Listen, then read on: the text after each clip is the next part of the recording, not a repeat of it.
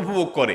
এই যে কুফুরি কালাম পড়ে অনেক অলৌকিক কাজ করা যায়। একটা আস্ত সুস্থ মানুষ অসুস্থ হয়ে একদম কবর পর্যন্ত চলে যাবে, টেরও পাবেন না, ভয়াবহ রোগ হবে এই ব্ল্যাক ম্যাজিকের কারণে।